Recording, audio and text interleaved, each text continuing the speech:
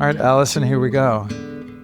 It's your opportunity once in a lifetime to ask me anything. Oh my gosh, I never thought I'd see the day. This is very exciting. I have a whole laundry list here. You get to sit across from your famous husband. Mm-hmm. No, you guys, this is episode 599 of the Lifestylist podcast, and we haven't done an Ask Me Anything or an AMA in quite a long time because you and I have been having these beautiful conversations.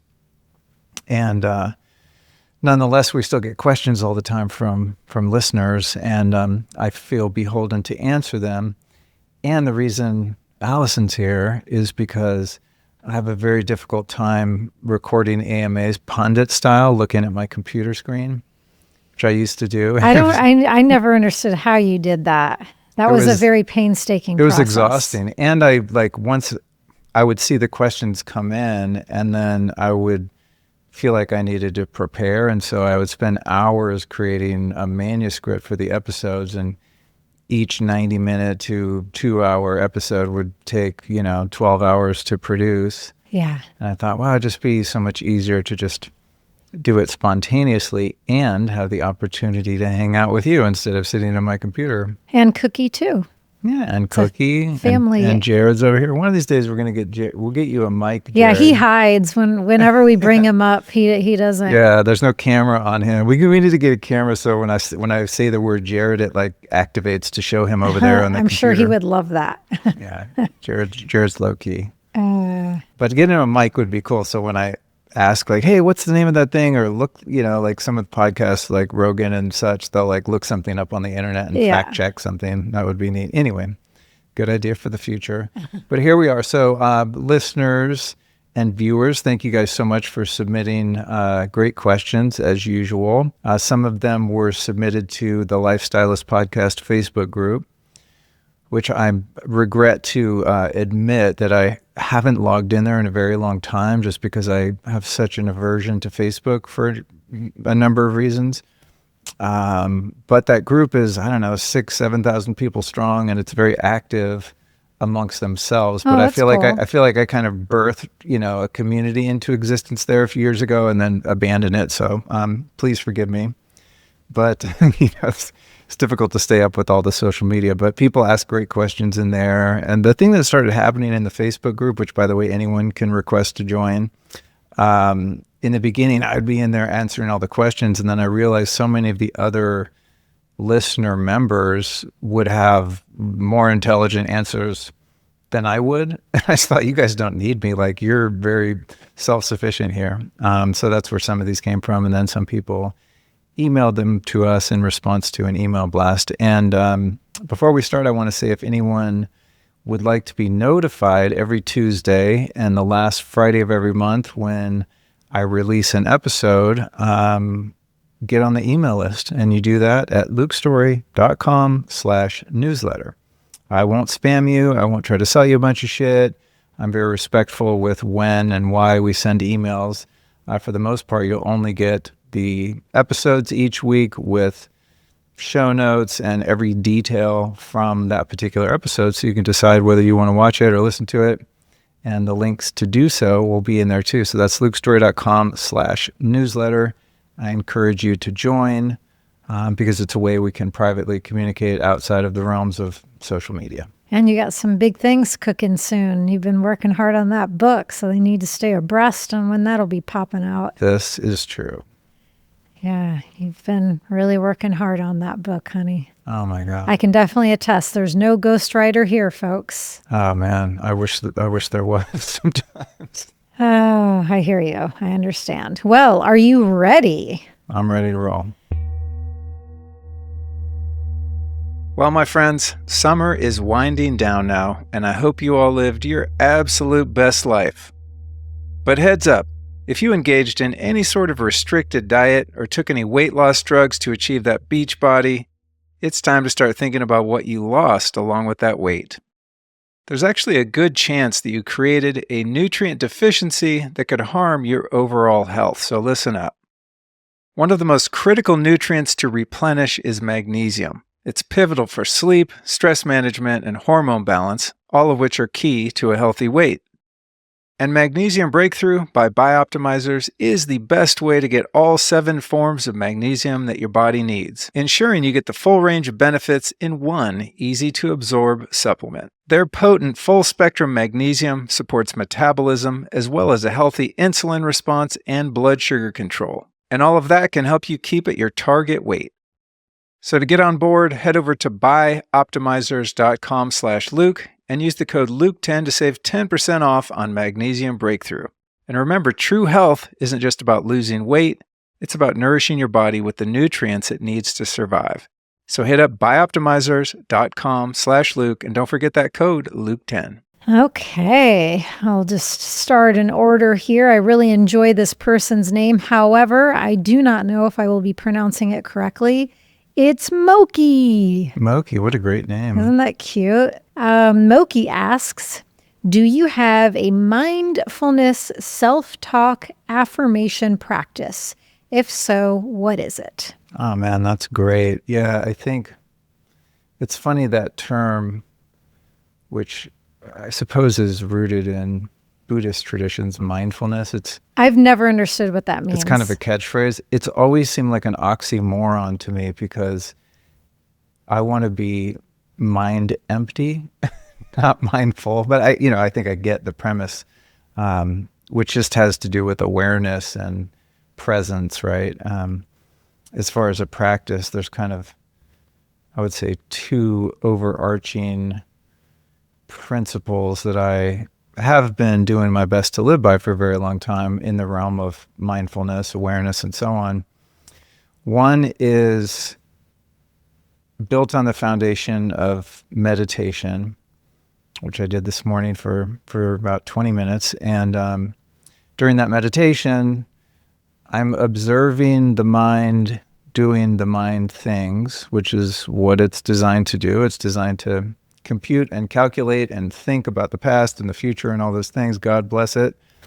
But for me, the idea of meditation is to build the witness observer perspective so that there's a gap of separation between my pure awareness and consciousness and the phantasmagoria of constant thought.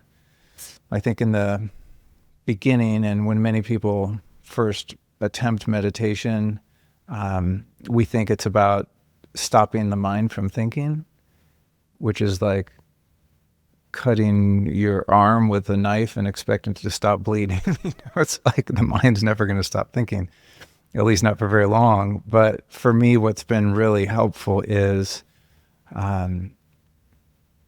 detaching myself from the the relevance and importance of all those thoughts, because for so much of my life, if the mind produced a thought, I took that to be reality and created meaning out of it, and was essentially under a self-hypnosis where any sort of reactions or responses or fears or anxieties or any kind of tension that my body started to experience as a result of certain thoughts, because I would have that response in the body, I took them to be true. And that led me astray in some near fatal ways for a long time in the realms of addiction. So to me, the idea of mindfulness is taking that meditative practice where I'm identifying, wow, there's a me here that's the observer of the phenomenon of thought. And that's great to do in a meditation, but to me, the whole purpose of taking that time in meditation is to apply that to my waking state, such as sitting here right now, right? It takes, I have to use my brain. There's some cognitive juice that's used in order to formulate what I'm trying to communicate verbally, but at the same time, there's also an awareness of me observing Luke doing the Luke show, right? And so mindfulness to me is more of a commitment to the present moment, the fleeting present moment, this moment, and then this moment, and this moment, and this moment. This will get into a whole thing, but I used to really be kind of into this idea of being in the now. And then I started to realize like there actually is no now, because the minute you say I'm in the now, that now's gone and now it's the next now. So it's more of like it's like a widening of my awareness, an omni-awareness or omnipresence, so that in terms of, Moki mentioning that self-talk, so that I can be aware when negative self-talk or counterproductive self-talk is starting to gain momentum. So if I find myself thinking negative thoughts about the world or about other people, or I start drifting into anticipatory fears of the future, or I start to hang my sense of well-being on something that I think is positive that I'm anticipating in the future, if I'm in the past sort of pining over the way things used to be, or an attachment that I enjoyed that I had to let go of, or something in the past that was painful or disturbing in some way, and I'm like re-punishing myself by re-experiencing that. Mindfulness to me is the practice of just observing my thoughts. And sometimes that's in a set aside practice like meditation. And sometimes, hopefully all the time, for as much as I can do it, it's while I'm engaged in other things. It's like the email comes in, right, from someone, you're waiting for news. Is it going to be good news or bad news in response to an email I sent to someone? I see the reply come in. There's a very short gap of time between my oh shit and reading that, right? So it's like observing the oh shit. And if I feel my body tense up, it's like, oh no, let's just open our awareness here and let go of any preconceived ideas about what this means and just read it. And it's a way of kind of responding to things that happen throughout the day, that allows me to be less reactive and have more equanimity. Yeah. And also sometimes I do, like, I guess what would be called positive self-talk. Like this morning when I was meditating, I was listening to, which I never do, but because it was about my dad, for those listening who don't know, my dad recently graduated Earth School, and it's been a challenging and beautiful and all the things experience. But I was listening to an interview I did with Alex Zek on the way forward recently, because I remember it just being a really deep conversation, and a lot of it was about my dad. So I was listening to that and I just started crying, right? And just grieving because of the things I was speaking about my dad. And so as I was listening to that, and I was, during that conversation, I was basically just, giving my dad a lot of praise and gratitude and things like that. And intuitively, as I was doing that, I just started giving that to myself. Just going, man, you're doing great, Luke. You're all right. Like I always tell you, I'm like, you're okay. You're all right. You're doing great. It's no, like, we don't do that anymore. Oh yeah, that's right. Because you wanted to. Well, we'll get into that. That's a good one to cover. But it was just like, not like you're okay, like self-soothing, but just more affirmations, right? Of just like, I don't know, it sounds weird to say it on mic versus saying it to myself, from my soul, but just, you're making great progress. You're a good man. You're feeling all the feels. Yeah, you're doing as good as you could possibly do through this, and that kind of thing, just affirmations in terms of just doing better at loving myself. Well, yeah, I think self-honor and self-respect are vital components. So yeah, I think it's really powerful to even take a few seconds each day I usually just intuitively find myself kind of doing what I was already doing, like one hand on my belly and one hand on my heart. And, even just saying a couple of things to receive those codes gently on a regular basis is really vital. And when you were sharing, it was bringing to mind the practices that I've been really devoting to over the last number of months of, being in that totality field of loving awareness and also doing the parts work, simultaneously. I'm like devoting to both of those separate but intertwined practices. And one thing that's been helpful for me, because I've been delving into some really deep dark nooks and crannies of the mind and the mental sphere over the last couple of years. It's been quite a journey. And it's so important and helpful for me to remember that the mind is just a sliver. It's just a slice of the whole pie. And it's not showing you the whole picture. And so for folks similar to me out there that are accustomed to being really successful and solving a lot of problems via thought, via the mind, it becomes, over the span of many years, an automated response when something's going on and you're wanting to figure it out and sort it out, to go to the thought, to go to the analytics of things.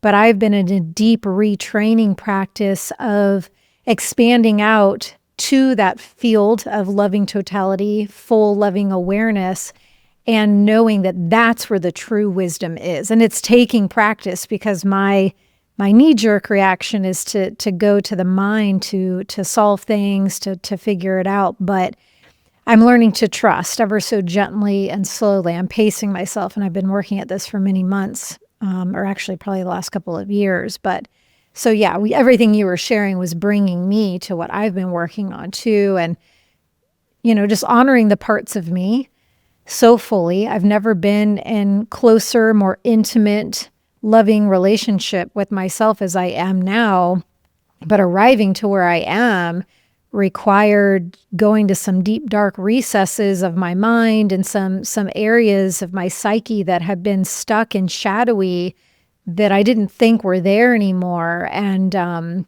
once I opened up to that miracle field of totality, that then let those parts of my mind and other parts know that there was a different place, a different way, and that they could get unstuck. And then it highlighted those parts.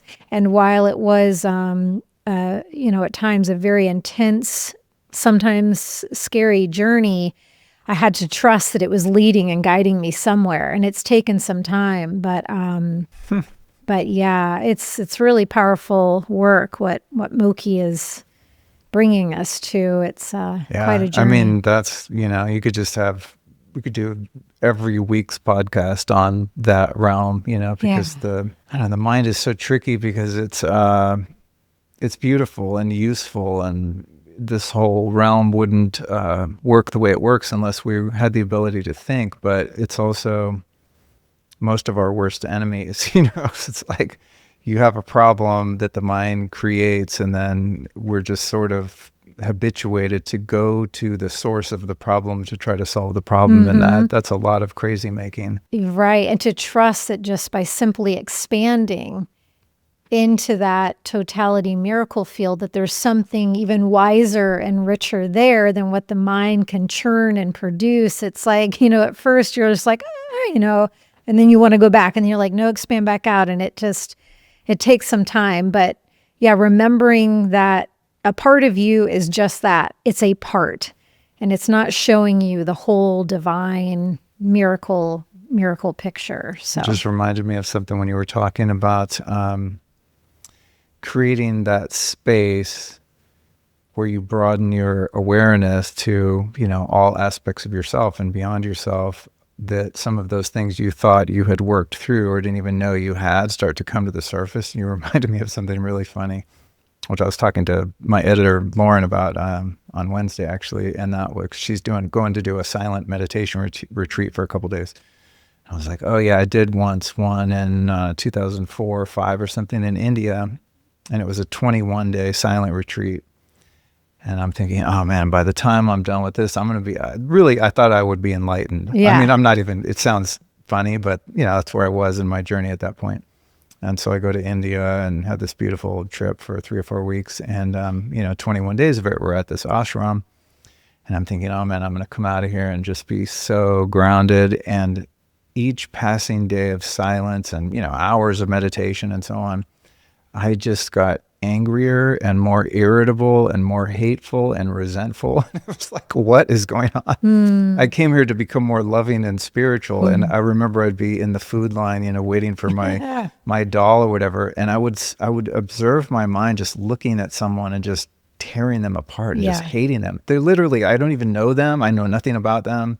They're just another participant in the retreat. And I just thought, what is happening here? Like, why am I just seething with judgment and anger and resentment and envy and jealousy, just all these things that I thought I had moved past, right? Because they weren't part of my everyday experience. But it was that the spaciousness just allowed for those things that were repressed, suppressed, kind of pushed into the shadows of my psyche to come to the surface. And it was very confronting and uncomfortable. But then it was beautiful because it brought them to the surface and allowed me to, gradually surrender them. And spoiler alert, I flew back from India and was not enlightened, but I thought I was for a few weeks. Right.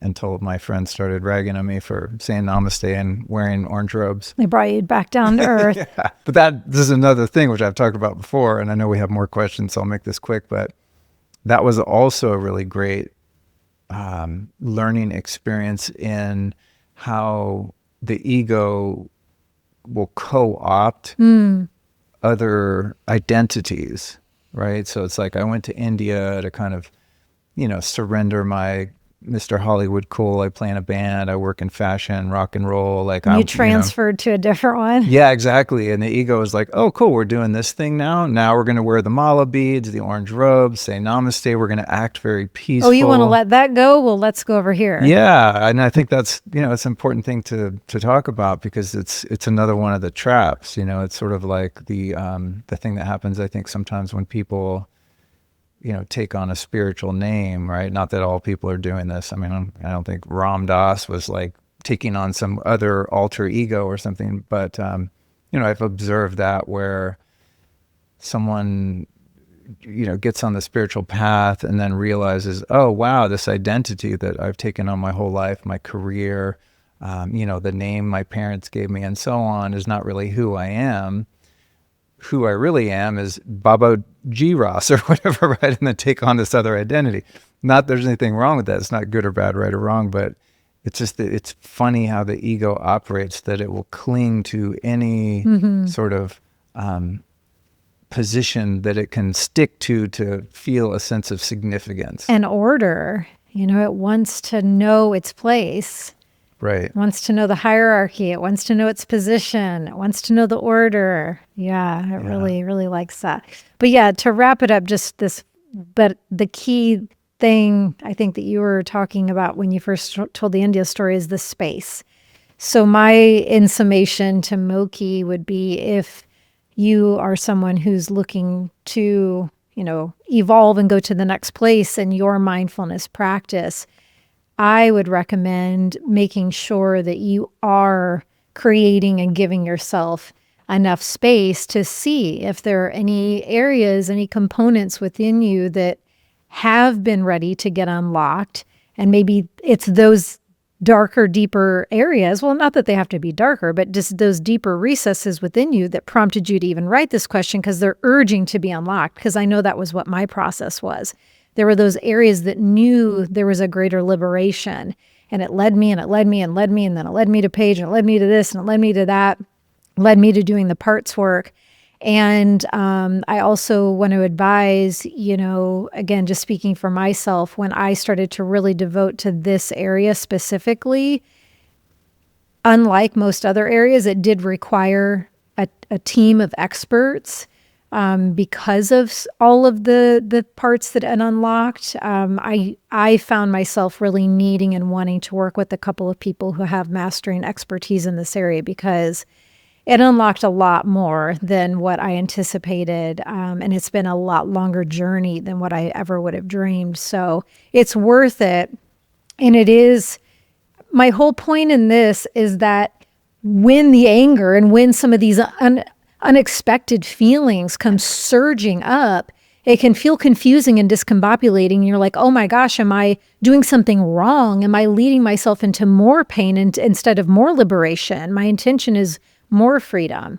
And sometimes, especially with the mindfulness work, it's a longer thread and you have to really trust the process more than other processes.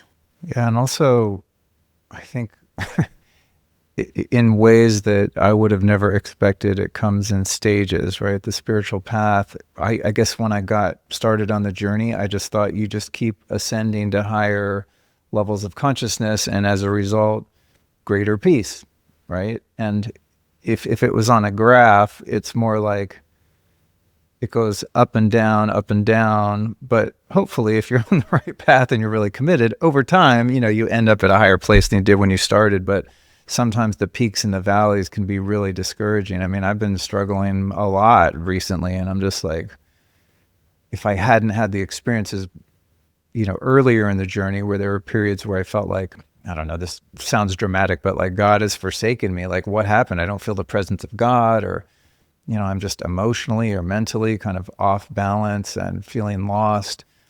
And all of those other times that happened before, it eventually led to something greater. And so that's something in terms of mindfulness and self-talk. If I'm struggling, I have to remind myself that this too shall pass.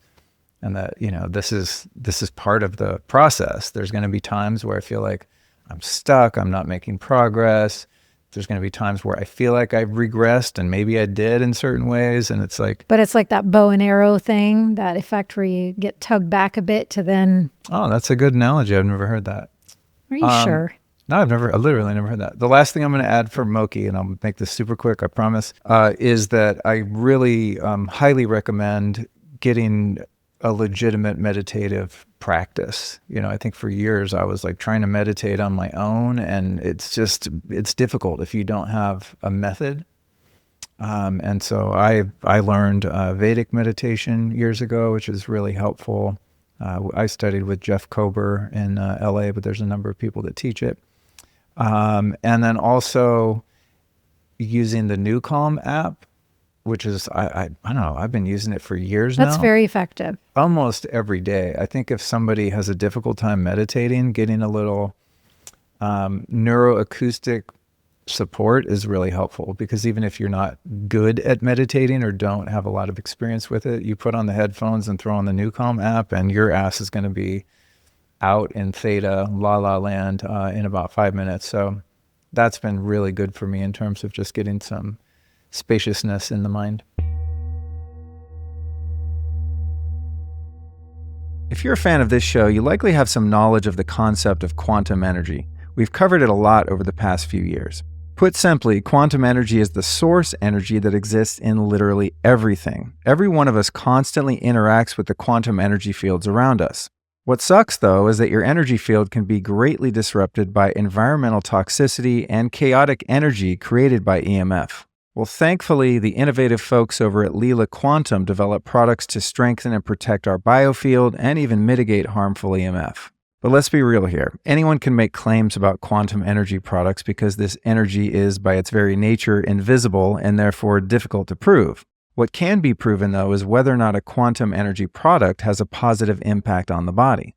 To solve this, Lila Q provides a grip of randomized, placebo-controlled single and double-blind studies proving the many benefits of their products. Of the various studies listed on their site, the dark field microscopy studies are some of the most intriguing.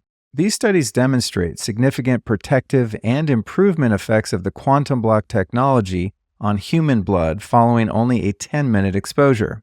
To feel the effects of quantum energy yourself, here's what you do. Go to lelaq.com and use the code Luke10 to get 10% off your first order. That's LEELAQ, lelaq.com. All right. I'm going to go against the rules here, and I'm going to jump a little bit. It's your show. Well, okay. And we'll go to Rod, because I'm excited about this one, because we have quite a few things you have quite a few things to share about. Rod wants to know, what are a few of your newest discoveries and wellness products? Yes. Because I've been witness to what has been rolling in to the home front here. There's a lot of UPS activity at this house. And I knew this question was coming, obviously, because I glanced over them and I thought, I don't know if I'll be able to remember them. And if I describe them, it might not have as much impact. So, I mean, this is like the past couple months of things. So I'll try to rattle through what I'm excited about. First one being, for those watching the video, it's this black tower here. It kind of looks like an old school PC motherboard, but it's called the Axiom H2 H600, and it's a molecular hydrogen generator that's really cool for a number of reasons. One is it produces a shit ton of hydrogen gas reliably and very easily. In other words, like you don't have to be, a technically inclined person to operate it. But what's super dope about it is, for those watching the video, it comes with a cannula, so you can sit and inhale it. So I keep this thing on my desk. I mean, I'm like literally inhaling hydrogen for hours every day. So you can inhale, but then you can also, getting into real geek territory here. Oh, I love when I walk in to say hi and you're writing your book with all of this on your head and face. It's quite a spectacle. But that's how I roll. It has 2 outputs. And so you can plug in these goggles and do hydrogen on your eyes, which is incredible for your vision and just like eye strain and stuff from working on a computer. And they also have these headphones that don't produce any sound, but you put these on and you treat your inner ear in your brain. So the hydrogen gas goes into your ears and is also just incredible. So it has those 3 applications for getting it into the body, but then it also comes with a little bubbler that you can connect to here, and you can bubble hydrogen water, and it does it in about 10 minutes. And I've tested the hydrogen levels and the oxidative reduction potential, the ORP, and it really, really works. And what's cool is when you make the hydrogen water with this thing, it lasts, at least 24 hours, maybe even 48, because as long as you keep the cap of the bottle closed, it will keep that negative charge and also keep the hydrogen. So I've tested it the next day or a couple days later. I'm like, dude, it still has it. So if I'm taking a road trip or something like that, I'll fill up a bottle of really good antioxidant hydrogen water and take that with me. So that thing's freaking awesome. Ooh, I forgot to bring it, but they also just sent me a hydrogen generating little water bottle. And I've had a bunch of these over the past couple of years, and I don't know, they're all just like shitty and made in China, and they break soon, and they're just a pain in the ass. But the theory is good because you have like portable hydrogen water, and you can do that with the little hydrogen tabs, but those get very expensive. And I like to drink hydrogen water on the plane and when I'm driving and things like that. So Axiom H2, it should be out by now. I'm not sure if it's on their website yet, but we'll link to that in the show notes at lukestorey.com/599. They made a little bottle that makes hydrogen water and also has a little inhaler setup. So now when we're on the plane, I'm going to be even wackier. You're the only person I've ever dated, by the way, that's not totally embarrassed by being on a plane with me. So I love you for that. But so you have the little hydrogen bottle and you put water in it, turn on the generator, and then you can sit and inhale it for 20 minutes. So I'm like super stoked to be able to have hydrogen inhalation and water on the fly. Next thing is, and I did a show which covered this recently. It's this company called Eons. And my friend Alex Wolf founded this company, and they have these little tabs that go under your tongue. And I think one of the questions was about that too later on, so I'll just cover it now. And it's got an extract of Amanita muscaria mushrooms, which are the mushrooms that, are famous for Mario Brothers and emojis, the red cap with the little white dots. And they can be psychedelic at high doses. I wouldn't recommend it. I tried it. It was less than fun. But in small doses and with a liposomal delivery like they did it, you put it under your tongue and it's like a freaking taking a quarter Xanax. I mean, it's like instantly calming. It has to do with your GABA receptors in the brain, and it just shunts anxiety and nervousness like on demand. Well, that's what Molly was asking. She said she got the Eons dialed, which is that Amanita muscaria. Eons dialed. And she said she wants to know anything else you can share about it reducing social anxiety. She says, my goal with it is to become more centered. I'm having trouble with not using alcohol as a habit and in social circles because alcohol is causing anxiety. How would you use this product best for supporting social anxiety? Oh, it's amazing for that. And I totally understand that. Yes, I can attest to that. Yeah, I think surprisingly, Luke gets a bit out of sorts when we're about to head into somewhere with people. Yeah, and we can talk about why that is in a bit. But using the Eons dial is super easy. Like I just put a couple in my pocket And before I roll in a public place or something like that, I just put it under my tongue and let it dissolve. So what does it look like? Can I see one? Yeah. I don't really understand. Yeah, it's just a little. It's not a pill you swallow. No, it's just a little wafer. It dissolves. Oh, I see. Oh, and you just put it under your tongue and it dissolves in a minute or two, and then for someone as sensitive it. as me, like I would want to crack that in half the first time I ever used this and only dissolve half the first time. Yeah, super easy to do. Yeah, you just break it in half. Yeah. I mean, you would probably have to take 2 or 3 entire bottles of this to have some like discernible psychoactive effect. I mean, on the bottle it says like legal psychedelic microdose tablets, which is true because if you take enough of them, but they did a lot of testing to ensure that people wouldn't accidentally get high. And I asked him about it. He's like, dude, you would have to take like so much. No one would ever do that. You'd have like a mouthful of chalk if you try to chew that much.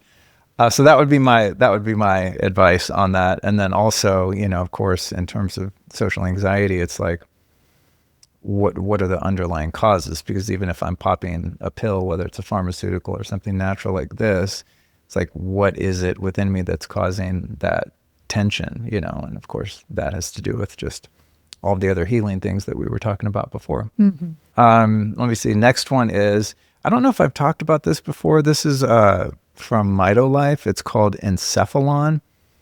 And I heard Matt Blackburn, the owner of that company, talking about it on a podcast. And I was like, that's interesting. I'll order some.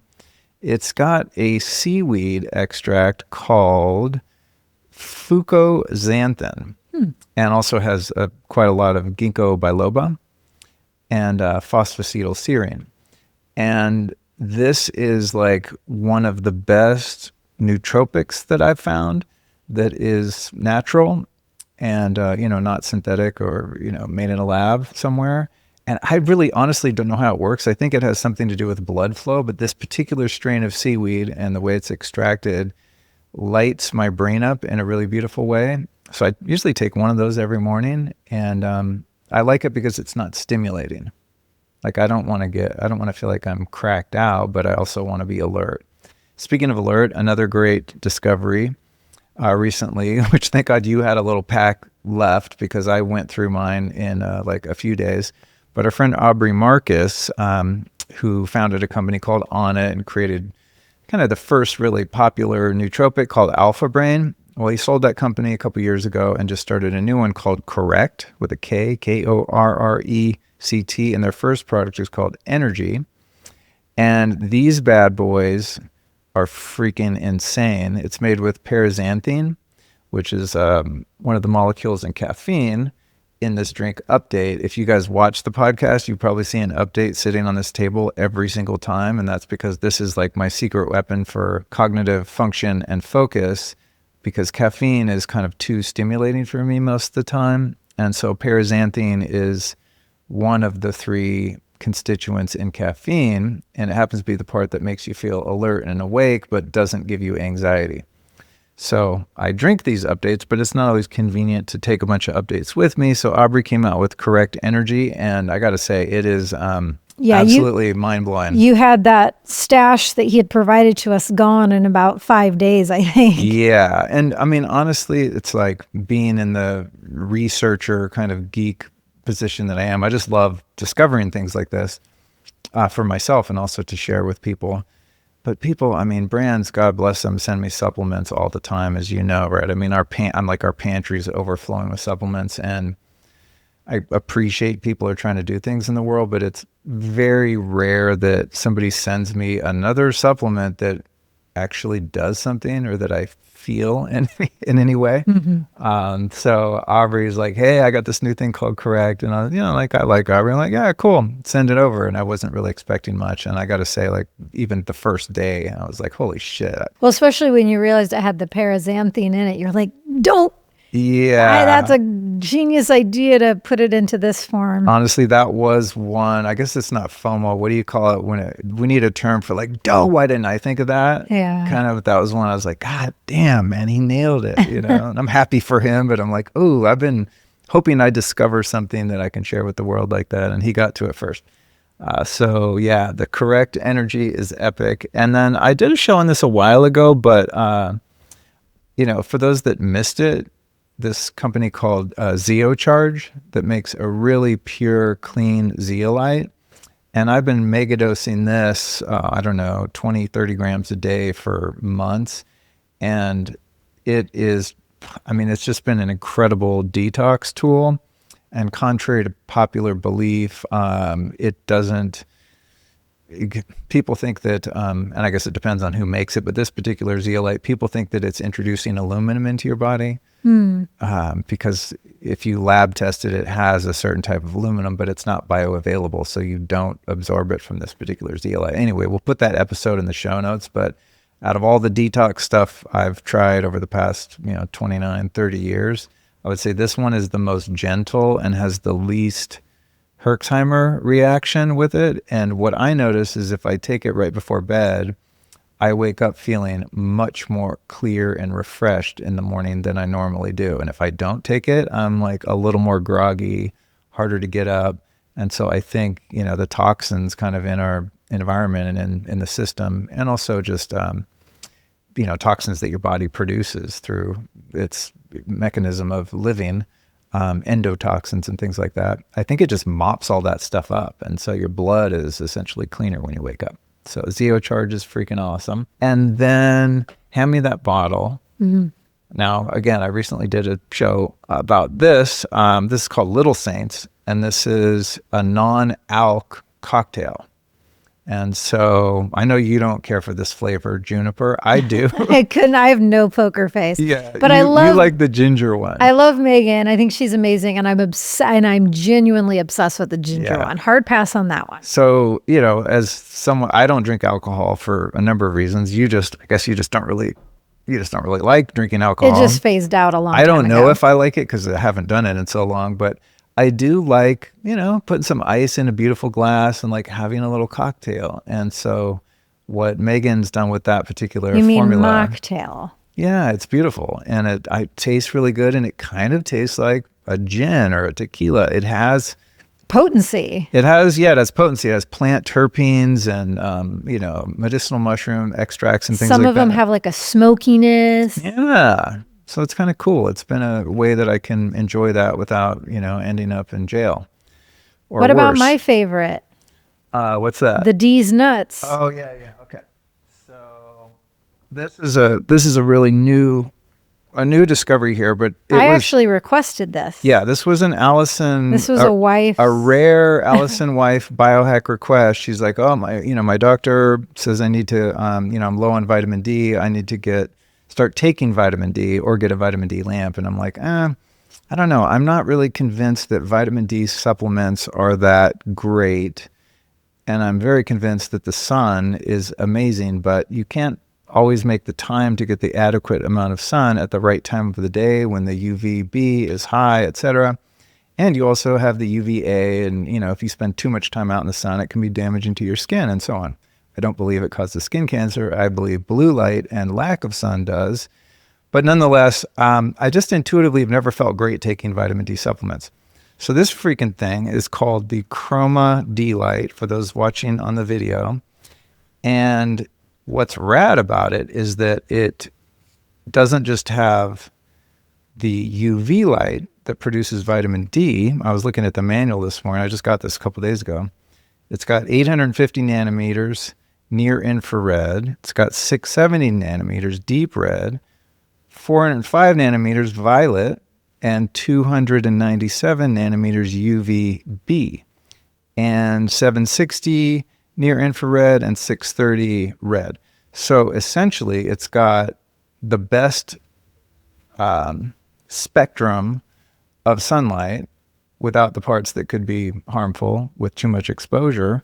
And I'm going to turn it on. And there's a rule. You're not supposed to ever look into it. So I'm going to try not to point it at the dog, you or Jared or myself. Or well, even the camera, right? Or the camera's fine. So don't look. No, you just don't look right into it. But you can hear the fan going because this freaking thing is super, super powerful. And what's rad about it is that it produces, I think it's like 1,000 UGs of vitamin D in 30 seconds or something. I mean, it's crazy because it's so powerful. And it's so powerful that you can't look into it, but also you can't like hold it in one spot of your body or you'll get a sunburn. Mm-hmm. It's freaking epic. So it takes anywhere from, 1 to 5 minutes to treat your whole body and get your vitamin D dose every day. And I just think that's like such an incredible invention. And because it's LED based, you don't have to worry about, some of these vitamin D lamps are made with fluorescent lights and, so you have to be careful not to break them, and they're full of mercury, and they don't have the the power output to actually give you the dose in a short period of time. You got to stand there for 20 minutes in front of a freaking light panel. So this one's super quick. You just go all over your body and it's freaking amazing. You get your vitamin D's. Vitamin D's nuts. That's the Chroma, what's it called? D-Light, the Chroma D-Light. And they make a bunch of other, spectrum of light devices, which I haven't tried, but this one's super cool. Complete with that? Yes, there's one. Well, the homeopathy, or yeah, there's a couple other things. Yeah, I get excited, there's so much stuff out there that sucks. When you find something that doesn't suck, it's amazing.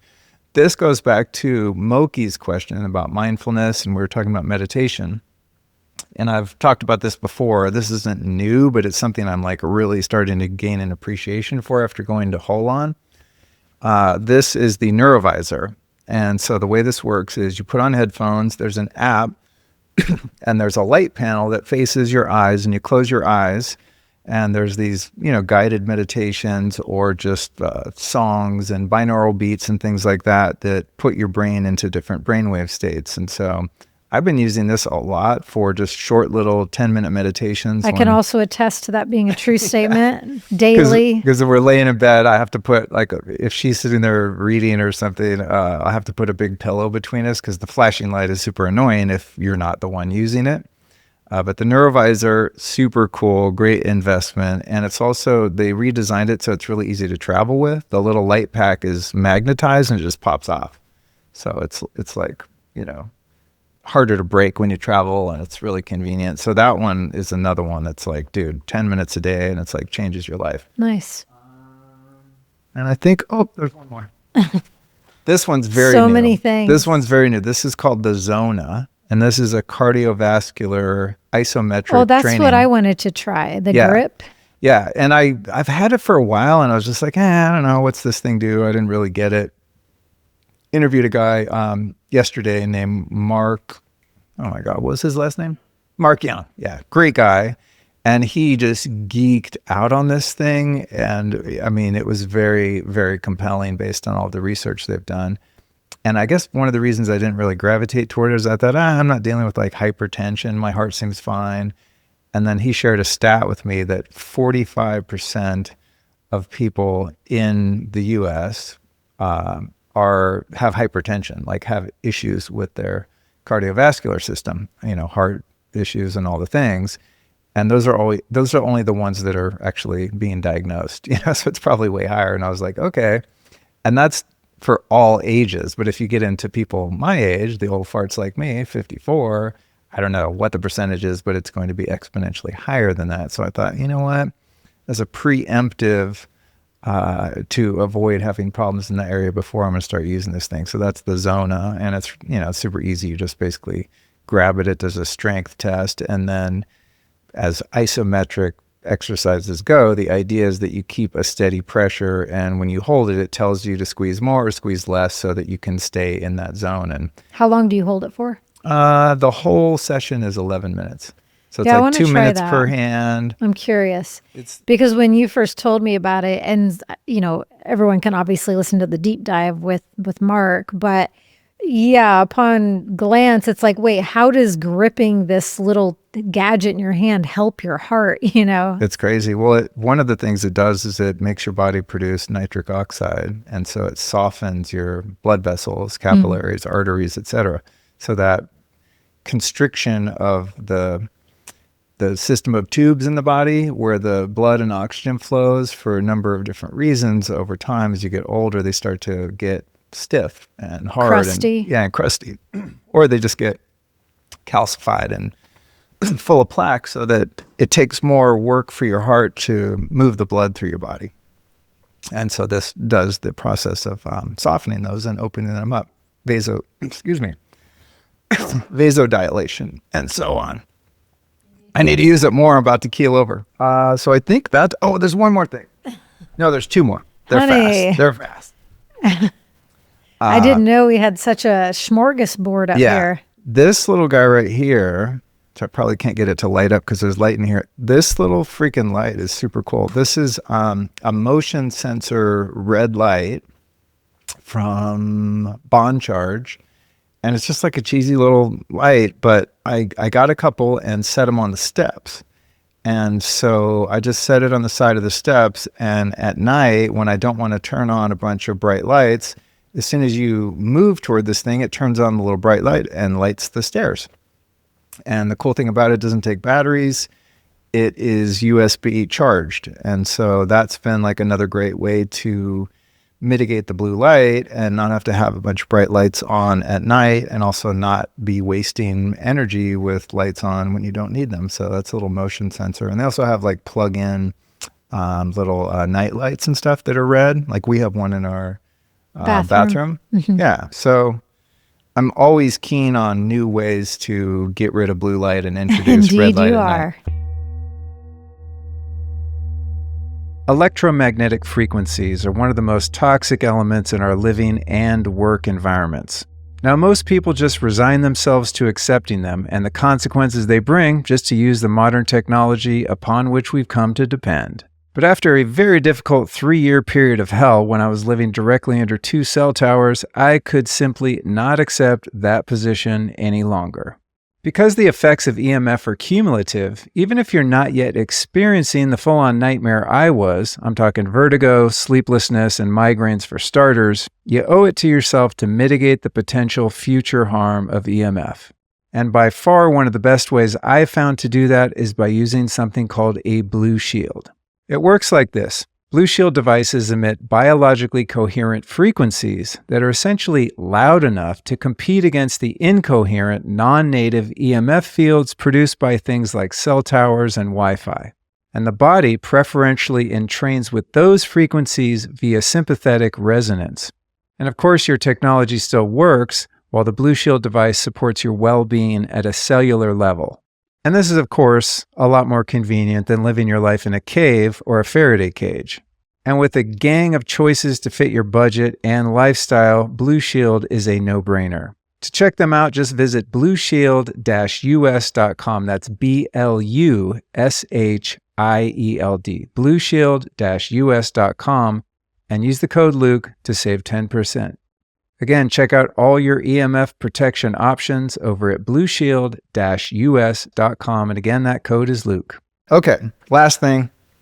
All right, now this one I'm going to preface by saying I've known about homeopathy for decades, and I don't know. I'm going to be honest. I always just thought it was like, not fake, but just boring. I don't know. You can't taste it. It's like, what's really in here? Mm-hmm. It just didn't seem legit. And I recently listened to a podcast, again, with Alex Zek on the way forward. And he had this woman on who did a, hour and a half, 2 hour. Is it her? Yeah. Okay. Yeah. The founder of this company, Remedy? Yeah. RMDY. And I was like, I've never really been into homeopathy or whatever. It seems kind of weak sauce. And I listened to that and I was just like, holy shit. Like, the history behind homeopathy and what the pharmaceutical industrial complex has done to annihilate that makes practitioners. Sense. Like, it's one of those things like the enemy of my enemies is my friend kind of thing. I was like, okay, if this was bullshit, why would they have worked so hard, the Rockefeller medicine system, to annihilate practitioners? And so I was like, okay, if they're against it, it must be good. So I got this whole kit here. And it comes with a little booklet, and you basically make yourself preparations for all kinds of different things. So I just started using this, doing every one of them that is good for your ears, which is another whole topic.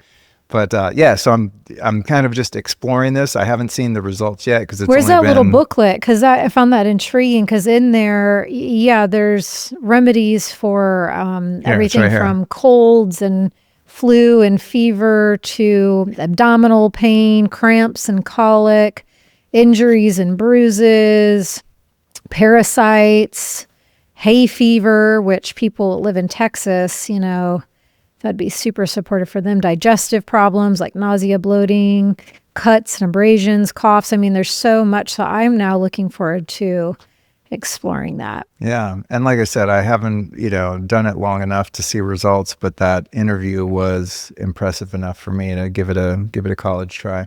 So right. More to be continued on the homeopathy results, but I'm curious to see what happens. And if I find that it works, I'll probably track that woman down. I don't recall her name at the moment, and see if we can get her on the show, because I've never covered that topic because it just never piqued my interest until now. All right. Question number 3 from Amy. This is the desert island scenario. If you were stranded on an island and could only have one health modality / piece of knowledge gained, what would that one modality or practice / wisdom be? You're by yourself on a deserted island. That's easy. Well, the easiest one is sun. I mean, I think sunlight is just the ultimate. But that's healer. a given. Well, that's what I'm saying. You're bringing. I'm going to just put that one to the side because that's already a given. And I think it's the thing that most Side people are note, if missing. your answer is not your wife, then no. Well, don't do that, because that's my answer. Oh, sorry. I didn't think that would be. I other than the sun already being there, so that's a given, so I can't use that one. I mean, the number one modality, if I could reduce our experience together to that, which seems funny, is love. It's connection. It's, God, deserted island, I'd have to be there with my favorite person in the world, which of course be you. Great answer. I mean, that would be the answer whether you were here or not, because it's just the truth. But I think that, and all the things I just talk about, like all these technologies and wellness tools and supplements, I mean, it's like, all that to me is just novelty, right? It's just like, ooh, a vitamin D light, cool. When there's not enough sun or I don't have time to get out in the sun, let me do that. But nothing trumps intimacy and connection and love, sharing, giving love, giving of yourself, generosity, being able to receive. I mean, I think that's the most healing energy in the universe.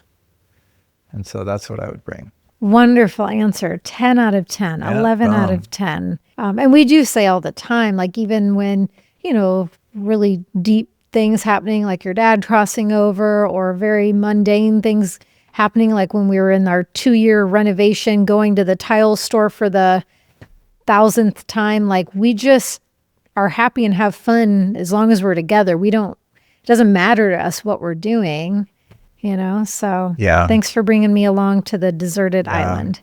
I think that's a sign of a good relationship, is if you enjoy each other no matter where you are or what you're doing. Yes, I agree. I was just scanning to see, because I know we probably won't be able to get to all of these. I think this would be really helpful to everyone listening, whether they want to believe it or not. Kate asks, what are your tips for detoxing microplastics? Because that really seems to be an issue these days. Well, yeah, you've probably noticed, because anytime you bring anything synthetic, I get the side eye. Freak out. What was it recently? I just threw away Cookie's teddy bear yesterday, by the way. Oh, the squeaky one? Yeah, because she's licking it, chewing it. It's like She a loves microplastic it. Chinese bomb. I probably just got us kicked off of YouTube again from saying Chinese. Or not YouTube, TikTok rather. I got kicked off TikTok because I was interviewing someone and they said, yeah, we make our supplements with like American made, blah, blah. We don't use like cheap Chinese ingredients. And they nuked me just for that. They hate that. So F you, China.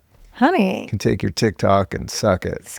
Honey. Oh, God. No, it's annoying. I can't stand censorship. It's like so wrong. I know, but you're... Especially when not the Chinese people. I'm talking about whoever's doing that naughty stuff at TikTok. Naughty. What was the question again? Oh, microplastics. Yeah.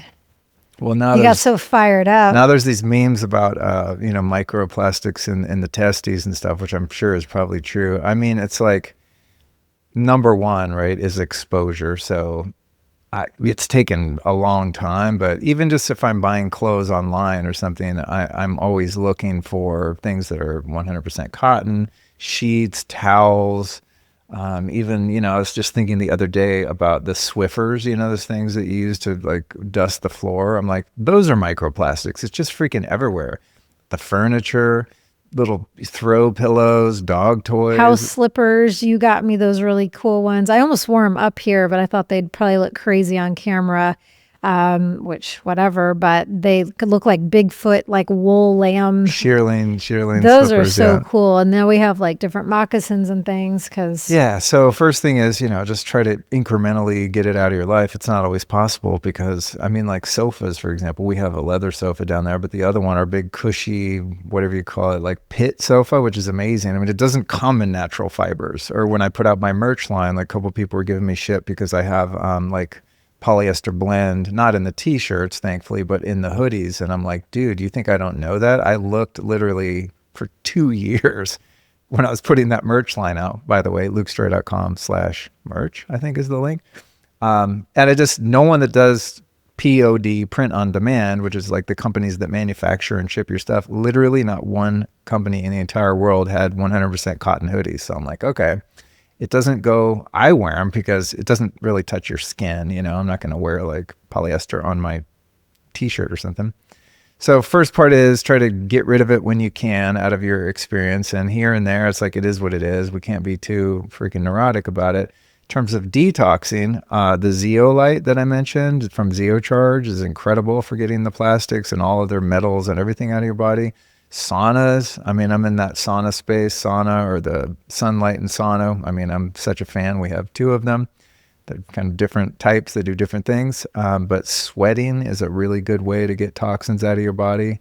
Yeah, and binders, and also just making sure that you're doing regular colon cleansing, liver flushes. Global Healing has a really easy, super like all-in-one pack for liver cleansing.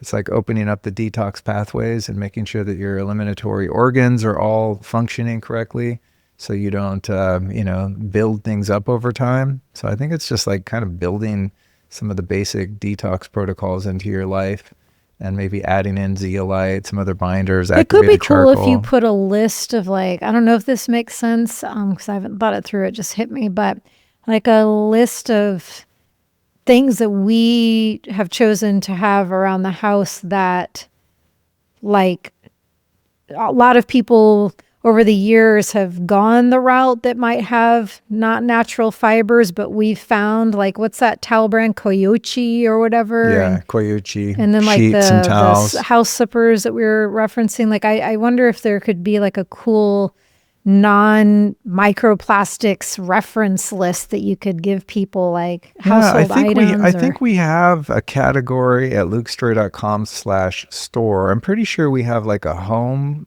section on there. Oh, okay.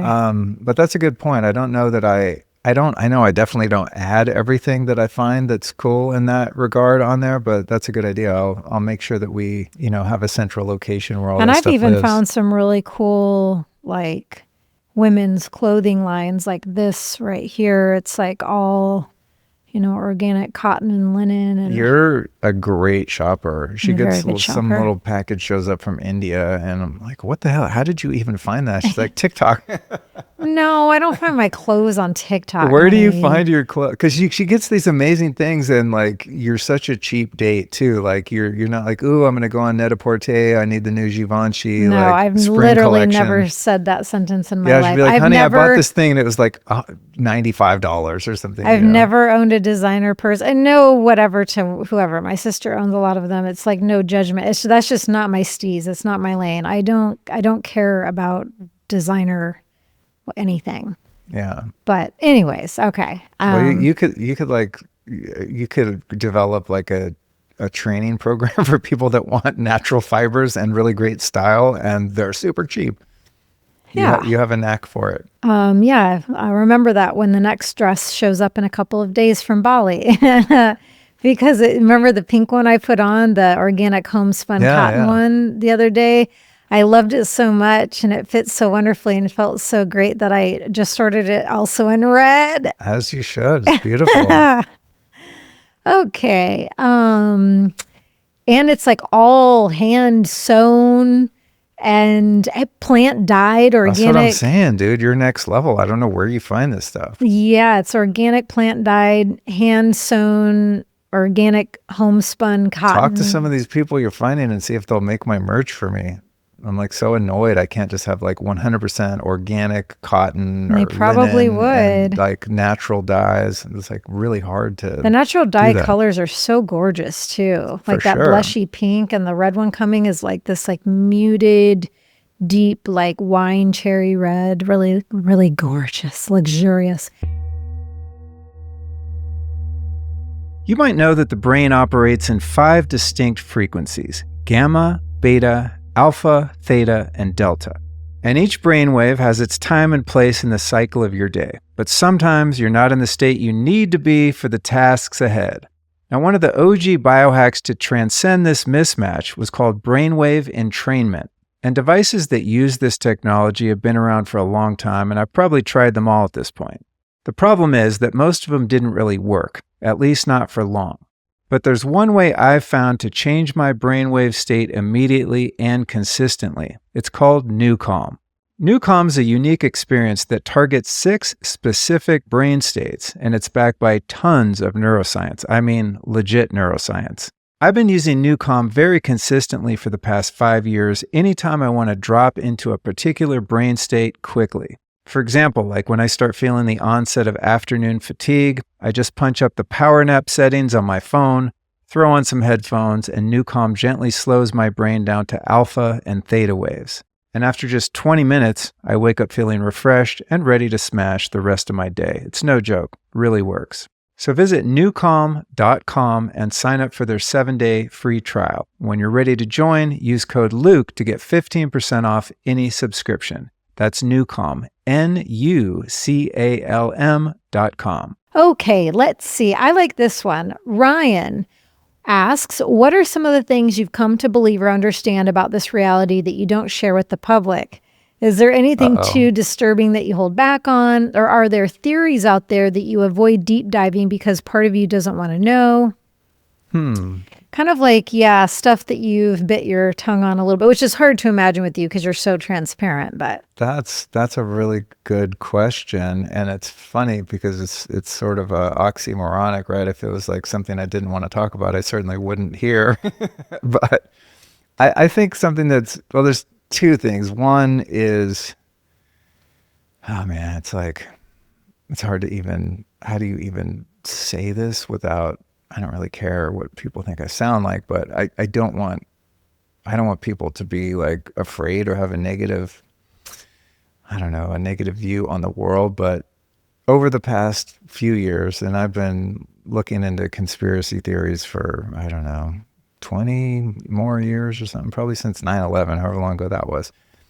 And I used to hear things about, the people that control the world, or Luciferian pedophiles and all this kind of stuff, and it was just like, oh, that can't possibly be true because God created the world and there's so many good people and so much beauty and so much love, like that's just too much. But over the past few years, I think with the availability of information, despite all the censorship on social media, and people being able to have more peer-to-peer communication, and people like me and others able to kind of create their own media companies and share subversive or counter-narrative information, there's just been a lot of factual evidence that's come out to support the idea that the people that run the world are really sick people.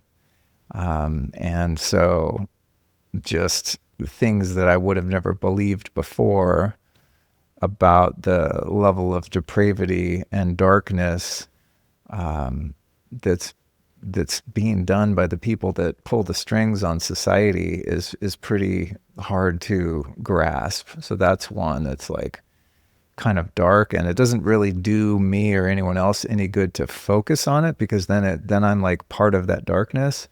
So my overarching philosophy there would be, don't fight the darkness, make the light brighter. And that can be taken as sort of a bypassing of the shadow. So I like to just say, hey, this is a thing. The world does have some really dark, evil people that are anti-life, anti-human. There's like an anti-human energy on the planet. And for whatever reason, they're very cunning and clever, and they seem to have gained control over a lot of the aspects of our life, education, medicine, media, finance, etc. And so that's the bad news. The good news is that more people are becoming aware of it and being willing to face some of that darkness and create an alternative reality. So you could think we're in the Great Reset or the Great Awakening, depending on which perspective you take. And so I'm aware that we are kind of in the midst of a Great Reset, and also at the same time, in that duality, a Great Awakening. So I think that sort of darkness is something that I am aware of and wish wasn't true. The topic in conspiracy land that I find myself editing and not, I'm like a bit in the closet Drum about. roll, please. The one I'm a bit in the closet about, except to my friends, because they understand I'm a very curious and open-minded person. I want to know the truth, no matter how much it hurts or how crazy it is, right? And the one, which I've done a show on it, so it's not like a big secret, but I had this guy, Flat Earth Dave, on the show. Amazing guy who you met many years ago in New York. And I had that conversation with him, and just seeing, different pieces of media here and there over the years. I got to say, I have seen much more evidence to support, verifiable, repeatable, quantifiable evidence to support the world being flat, the earth being flat, than being a round ball floating in space. Like, I've just not seen any compelling proof that it's a ball floating in the vacuum of space. Any evidence to support that is like NASA CGI cartoons and a bunch of fakery with these supposed astronauts in a supposed spaceship. I'm doing air quotes here. And then you see they're hooked up to like harness wires, and the green screen pops out. There's just the moon landings, oh, here we go. We popped the lid off, folks. The Challenger shuttle, quote unquote, explosion that supposedly killed 7 or 8 astronauts, and then 40 years later they're all alive, taking on another identity with the same name. It's just like there's so much deception, fakery. The fake X, the Tesla Roadster, like floating around in space with like the top open, and the astronaut just chilling, like driving a car through space, and they're literally claiming that's real. Like, that guy Elon is like, he says that's real, like he, with a straight face. So water doesn't curve. You can see too far. There's so much proof. What the world is, I don't know. It's probably so interdimensional and so malleable of a reality that it's all the things. But I do believe there is a conspiracy to hide the true nature of what the earth is. And I think the reason for that conspiracy is to deny us of our experience of the creator. Because if it is a random, chaotic, dangerous ball floating through space at zillions of miles an hour or whatever, right? It's like, there's always asteroids coming. It's like everything is based on fear, and that would like negate a creator. Whereas if you have a world that is more of an intentional realm at the center of the universe, a geocentric model, right? Then it inherently leads you to, well, something or someone created this place. It's not all just random and accidental and dangerous. It actually gives one a sense of security and belonging and purpose and creates meaning. So I don't know what it is, like what's on the other side of the ice wall of Antarctica and so on. It's still an open question in my mind, but I think that's something that I used to hear some people in the fringes talking about. I'd be like, okay, I'm with you until you get to that. Like, okay, and you're nuts, right? It's like, how could you get all of these years of all of these like scientists and astrophysicists and, all these really brilliant people, astronomers, astrologers, etc. How do you get all of them in on a conspiracy? That's the part I couldn't get past. And like, why would they go through all of that trouble? But when you get to the why and then start picking apart some of the claims, none of the claims are convincing to me whatsoever, because you can't repeat what their claims are. You can't make water curve and stick to a ball. I mean, you can't do it. Just show me that in a lab. You know what I mean? So I don't know. But what I do know, it's kind of like 9/11, right? Like I have no idea what happened, but I know the official narrative is complete bullshit. And so I don't know what the earth is exactly. I mean, if you take DMT, you realize it's actually, you're just making it all up and it's all an illusion anyway. But what I'm pretty sure of is that the narrative we've been given in terms of our cosmology is so easy to pick apart and falsify. So there's a lot of big lies there, and I don't know what the truth is. I just kind of have a very strong sense of what the lie is. Well, I also, this is a lane that I don't feel called to, unpack and really discover for myself. But what I will say is that I feel a sense of relief that you've been able to, in this moment, speak more freely publicly about this, because, it's something that you are very passionately curious about. And I see very few other things light you up as much as when someone comes to you, like your brother's wife, Emily, when we're in Florida a few months ago, and she's just like, so Luke, we're at the beach, and she's like, tell me about this. Like, what do you think about this flat earth stuff? And you'll get so excited, and you'll get a stick and you'll start drawing stuff in the sand and pointing. And this, do you see, like, in doing diagrams? And so I'm happy for you that you have been a bit more freely liberated to speak your ponderings and curiosities about flat earth. I don't like being lied to. I don't like being deceived. And so when I get the sense that I'm being deceived, or that the entire, human population is being deceived, that gets me excited, because I want to find out what the truth is. And if I'm being deceived, why? What's the purpose? Like, what are they trying to hide? Right? And they're like, why? And again, going back to the thing that I think, if all of that cosmology is kind of smoke and mirrors, which the moon land, I mean, so much of it verifiably is the Tesla in space. Dude, come on. I mean, yeah. Are you serious? Like, you could look at that and be like, dude, that's real. Like, broettes. When I see something that's so obviously untrue, then I go, well, what is true then? And again, I'm humble enough to say I don't really know, but there's a number of different things that just don't add up, and I can't get past them. I just can't. I can't get past it. The fact that you can see too far, period, either means that the globe, this ball that we're supposedly on, is exponentially bigger than we've been told. And so you can see, the curve is a longer curve. Like if you're on the beach and you're watching a ship go over the horizon, right? The way it is now, the math doesn't add up, because if you have a telescope, you can still see the ship. I think it's like 8, I forget the mathematics on it, but I've looked into it a zillion times. Just don't have the brain that recalls that. But basically, like, the ship would already be over the other side of the curve if the Earth was round and the same size that they've been telling us it is, right? But if you zoom in, you can still see it too far away. It should be on the other side. It should be gone, which means either it's flat, or, as I said, it's way, way, way bigger. So it just takes much more distance for it to go over. And there's probably like 250 examples just like that are like, okay, we've just disproven what the claim is.